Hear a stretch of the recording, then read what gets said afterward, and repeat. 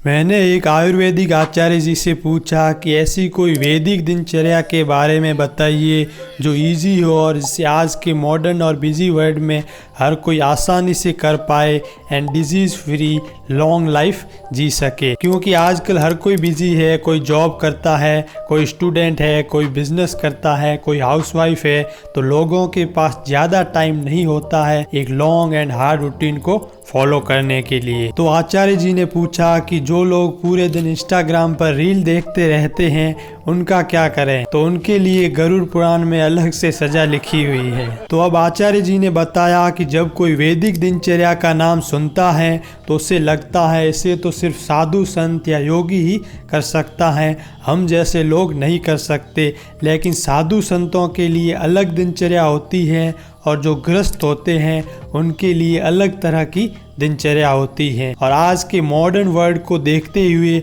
हम ऐसी ही easy to follow वैदिक दिनचर्या के बारे में बात करेंगे जिसे हर कोई आसानी से फॉलो कर पाए और रोग मुक्त लंबा जीवन जी सके। और इस वैदिक दिनचर्या की पूरी PDF मैंने डिस्क्रिप्शन में दी हुई है, जिससे आप वीडियो देखने के बाद डाउनलोड कर सकते हैं और उस दिनचर्या को आसानी से फॉलो कर सकते हैं। हमारी बॉडी में 3 दोष होते हैं, वात, पित्त और कफ, जिनके इम्बैलेंस से शरीर में बीमारियां और रोग उत्पन्न होते हैं। इसलिए दिनचर्या इस तरह होनी चाहिए कि सभी दोषों में एक बैलेंस बना रहे और हमारी बॉडी हेल्दी रहे, मन हैप्पी और पीसफुल रहे और हम हमेशा आनंदित जीवन जी पाएं। आयुर्वेद में हर दोष का एक टाइम बताया गया है, जैसे फर्स्ट साइकिल सुबह में यह और सेकंड साइकिल में यह। और इसमें जो 2 AM से 6 AM का टाइम है उसी में ब्रह्म मुहूर्त आता है। ब्रह्म मुहूर्त सूर्योदय से 1 घंटा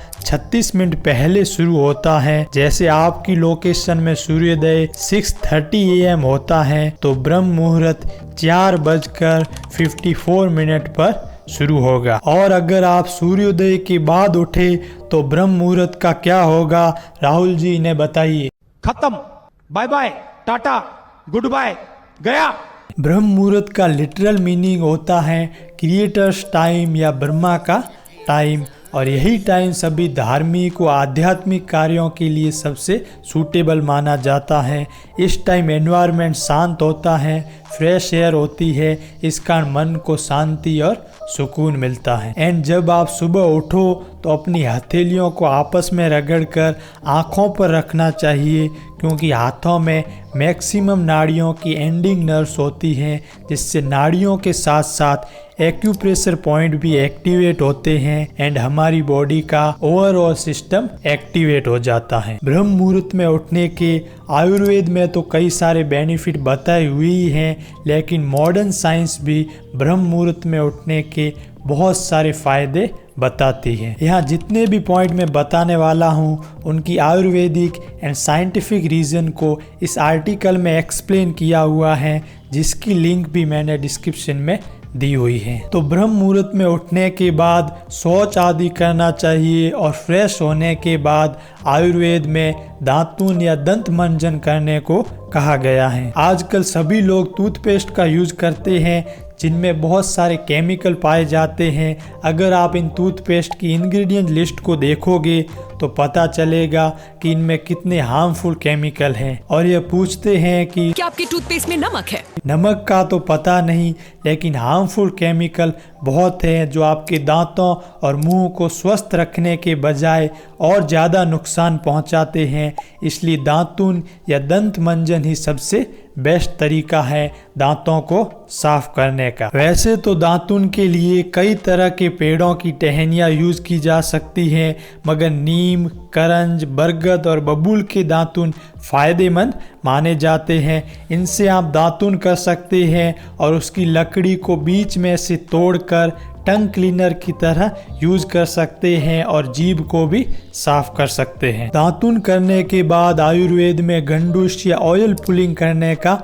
नियम बताया गया है। इसमें आपको तिल, सरसों, नारियल या घी को 2-3 चम्मच लेकर मुंह में 5 से 10 मिनट भर के रखना है और उसके बाद बाहर थूक देना है। ऑयल पुलिंग करने से दांत और मसूड़े स्ट्रॉन्ग बनते हैं, मुंह से स्मेल आने की समस्या है तो वो भी खत्म होती है, एंड गट हेल्थ को इम्प्रूव करता है, एंड डाइजेस्टिव सिस्टम को भी मजबूत बनाता है। मार्केट में बहुत सारे माउथ वॉश आ रहे हैं, लेकिन ऑयल पुलिंग से अच्छा कोई भी माउथ वॉश नहीं है और यह केमिकल फ्री भी है। ऑयल पुलिंग के बाद अभ्यंग का नियम बताया गया है। अभ्यंग का मतलब शरीर पर तेल की मालिश करना।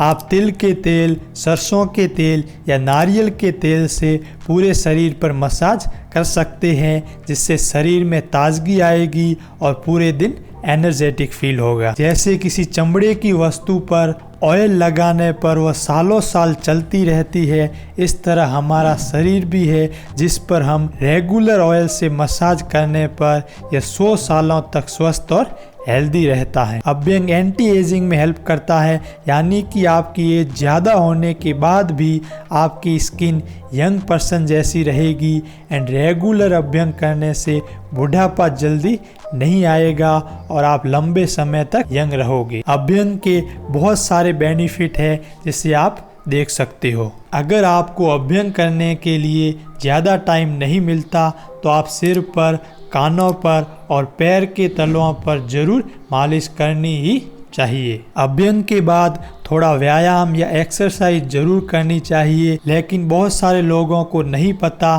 कि व्यायाम सही तरीके से किस तरह किया जाए। काफ़ी लोगों का क्वेश्चन रहता है कि पहले प्राणायाम करना चाहिए, योगासन करना चाहिए या ध्यान करना चाहिए। तो सबसे पहले आपको ईश्वर स्तुति करनी चाहिए। आपके इष्ट देव या आप जिस भी ईश्वर को मानते हो उसकी स्तुति करनी चाहिए, और उसके बाद थोड़ा सूक्ष्म व्यायाम करना चाहिए जिससे बॉडी एक्टिवेट हो जाए। फिर योगासन की प्रैक्टिस करनी चाहिए, और योगासन के बाद आप प्राणायाम कर सकते हैं, एंड प्राणायाम के बाद मुद्रा, और मुद्रा के बाद अंत में ध्यान करना उत्तम रहता है। बहुत सारे लोगों का यह भी क्वेश्चन होता है कि व्यायाम कितने टाइम तक करना होगा, तो यह आपकी प्रकृति पर निर्भर करता है। अगर आपकी कफ प्रकृति है तो ज्यादा व्यायाम करने की जरूरत पड़ेगी, पित्त प्रकृति है तो मॉडरेट, और वात प्रकृति वालों को लो इंटेंसिटी एक्सरसाइज करनी चाहिए। तो इस सीक्वेंस में व्यायाम करने से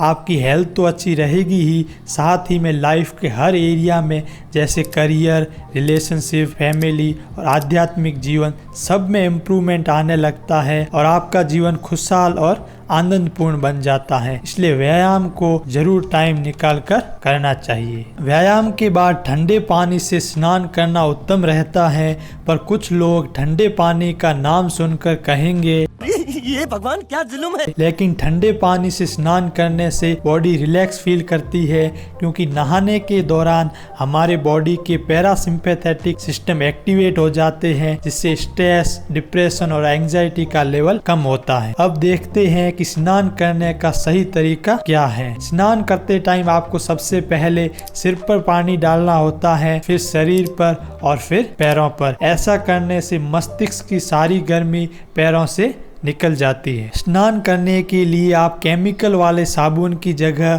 मुल्तानी मिट्टी, बेसन, दूध या दही का यूज कर सकते हो, जो साबुन से सस्ती भी पड़ती है और शरीर की क्लीनिंग भी अच्छे से होती है। अब आपको लग रहा होगा कि इन सब चीज़ों को करने में काफ़ी टाइम लगेगा, लेकिन ऐसा नहीं है। इन सब को 1 घंटे के अंदर अंदर इजीली किया जा सकता है। दातुन 5 minute, oil pulling 5 minute, oil massage 10 minute, व्यायाम 30 मिनट और स्नान करने के लिए 10 मिनट। स्नान करने के बाद जब सूर्योदय हो जाए तब हल्का और न्यूट्रिशन से भरपूर ब्रेकफास्ट कर सकते हैं। ब्रेकफास्ट हमेशा सूर्योदय के बाद ही करना चाहिए, क्योंकि हमारी पाचन शक्ति सूर्योदय के साथ बढ़ती है और सूर्यास्त के साथ कम होने लगती है। इसलिए 12 से 1 के बीच लंच करना चाहिए, क्योंकि इस टाइम सूर्य पीक पर होता है और हमारी पाचन शक्ति भी बढ़ी हुई होती है। इस कारण लंच में हम भारी भोजन भी कर सकते हैं, जो आसानी से पच भी